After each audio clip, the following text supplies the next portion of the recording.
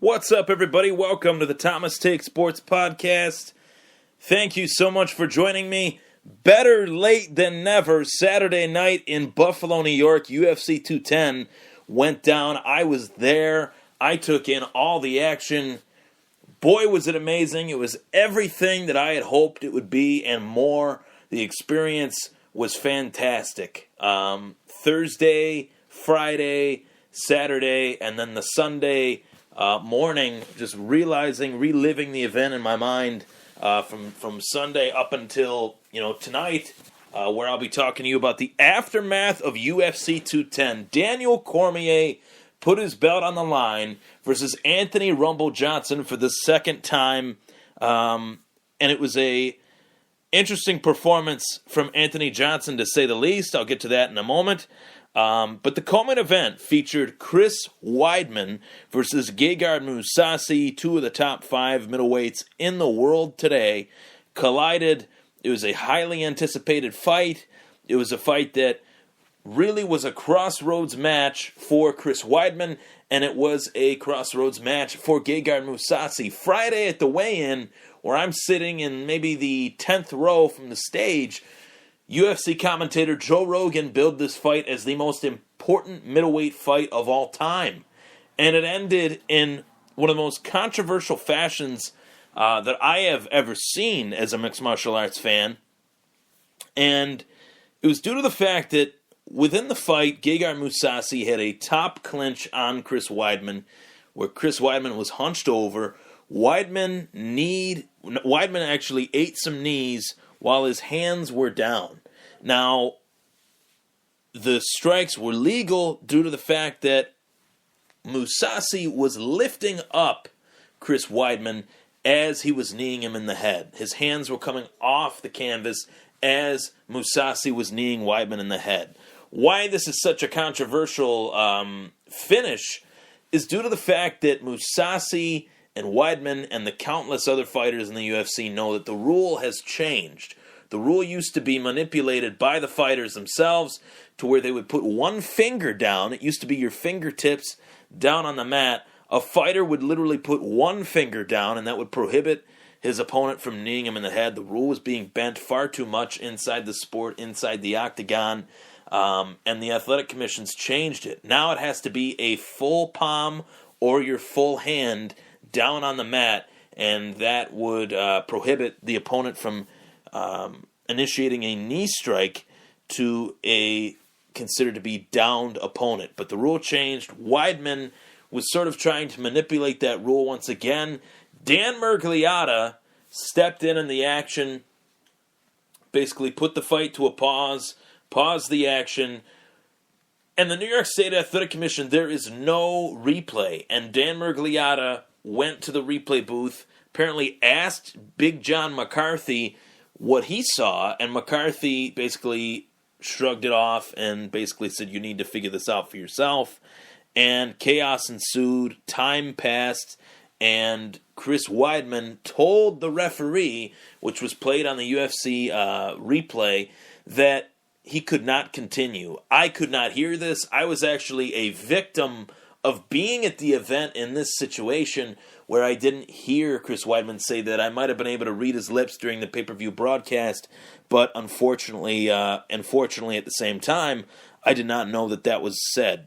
To me, at the event, I thought the knees were illegal, but watching the replay over again, which I had to do myself, led me to believe that Weidman did bend the rule a little bit, and Mousasi's knees were actually legal. He was lifting him up off the canvas as the knees landed. Weidman had only his fingers down, not his palm, not his hand. His hands were not down on the mat. His fingers were. In the moments that Mousasi was landing the knee, he needed his palm or his full hand to be on the mat, and they were not. So it should have been ruled a no contest. The fight should not have. If the fight needed to be stopped, if Dan Miragliotta thought that the knees were illegal and he put a pause to the action, if Chris Weidman couldn't continue based on Miragliotta's call of him not being able to continue, based on his call of the knees being illegal, the fight should have been ruled a no contest rather than a TKO victory for Gegard Mousasi. I'm assuming, and I've read, that Chris Weidman is going to appeal the loss, and I would expect him to. The UFC has to make this right by putting this fight together once again, and I think that they will. Dana White said that he thought Mousasi was on track to win that fight. It's a pretty stupid thing to say because we don't know who is going to win the fight because we didn't see the finish of the fight. So put the fight together again. Mousasi, it was the last fight of his UFC contract. I'm certain that he doesn't want to go anywhere. I'm sure Bellator will make him a hefty offer, but I would assume that Mousasi wants to get that fight back, win it on his terms, as does Weidman. So rerun that one. Then on to UFC 210's main event, Daniel Cormier versus Anthony Johnson. The game plan for Anthony Johnson was supposed to be strike and keep your distance from Daniel Cormier. Anybody that knows anything about MMA, you don't even have to follow the sport for this for as long as I have. If you followed the sport for 2-3 years, you would know that Anthony Johnson is a devastating striker, one of the most devastating strikers in UFC history.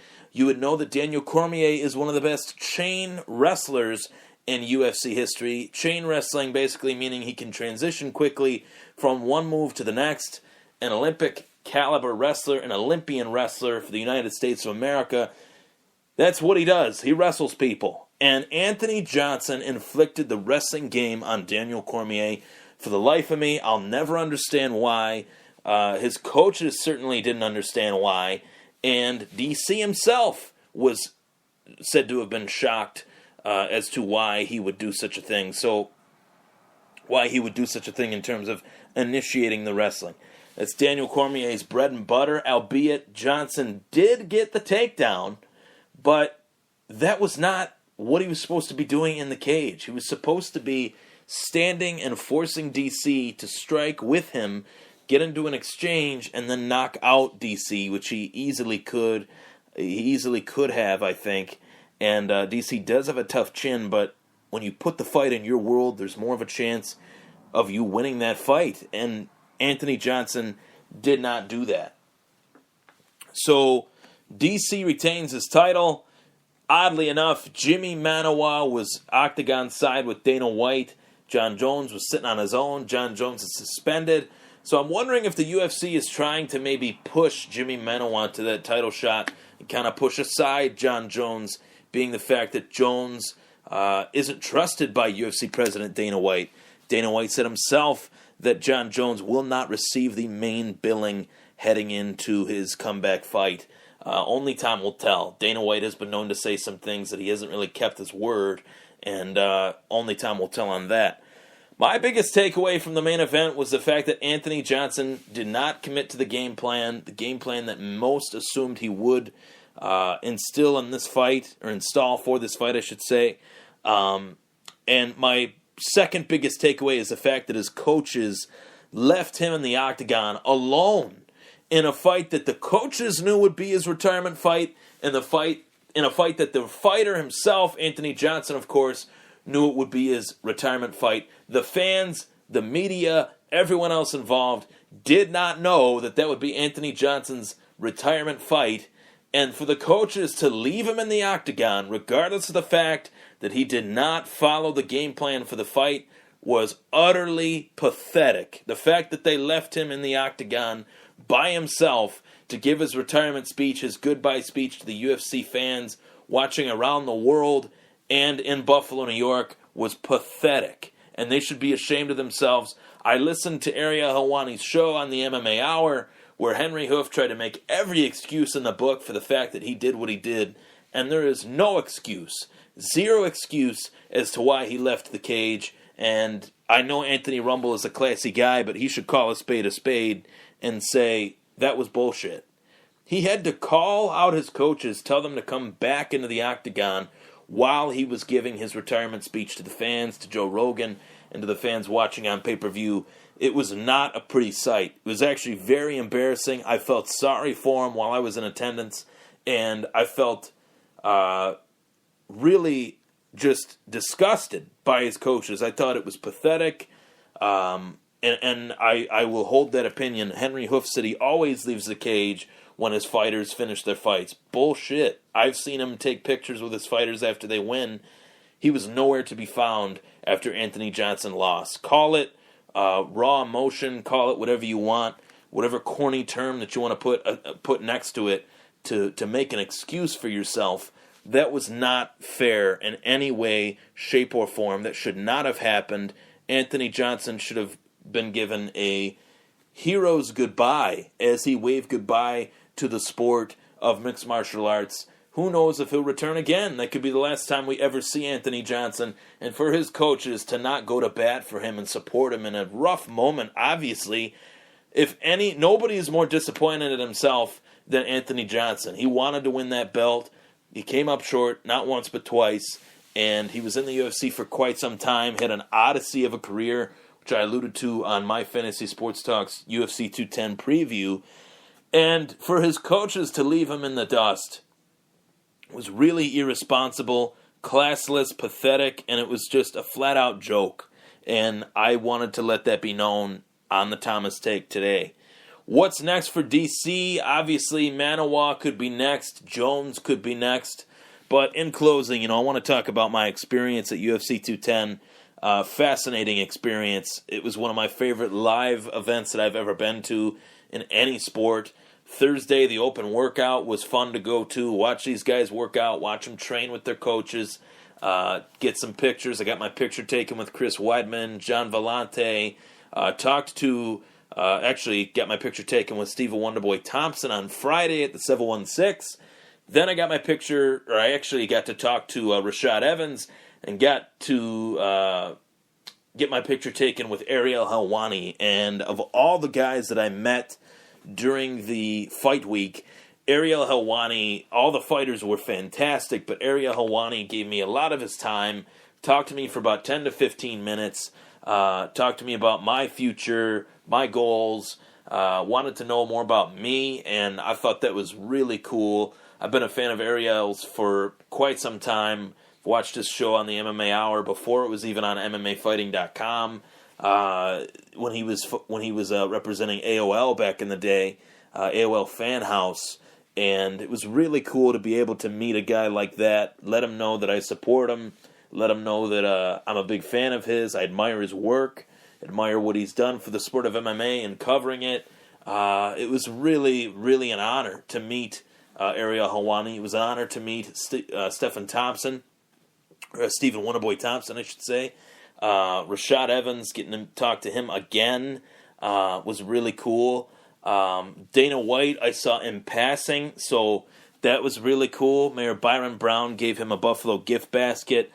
The event was a success. It reached over $2 million for the gate, so I would highly anticipate the UFC coming back to Buffalo within the next, maybe 2 to 3 years. I know the UFC's got a lot of destinations that they want to hit. Hopefully it's sooner than that, but I would not be shocked if it was 2 to 3, being that the UFC's got a lot of global destinations that they have yet to hit. So it'll be very interesting to see what happens there. But otherwise, good fights. The co-main event didn't go the way I wanted it to. The main event didn't really go the way I had predicted. Thiago Alves versus Patrick Cote. I want to give a shout out to Patrick Cote, a long, 15-year career basically in the UFC. The guy gave everything he had, gave Anderson Silva some trouble, was a longtime training partner of George St. Pierre, was really one of the stables out of that TriStar gym in Montreal, and I really admire the career that he had. He fought at light heavyweight, he fought at middleweight, and he fought at welterweight, obviously most recently against Thiago Alves. In defeat, Cote was classy towards Alves. That was a fight I was really excited for. It delivered. Alves got the W. Cote ended his career on a loss, but regardless, it was a great fight. That was the Thomas Take on UFC 210, the aftermath. We're going to go to commercial break. You are listening to the Thomas Take on BSN 716 Radio.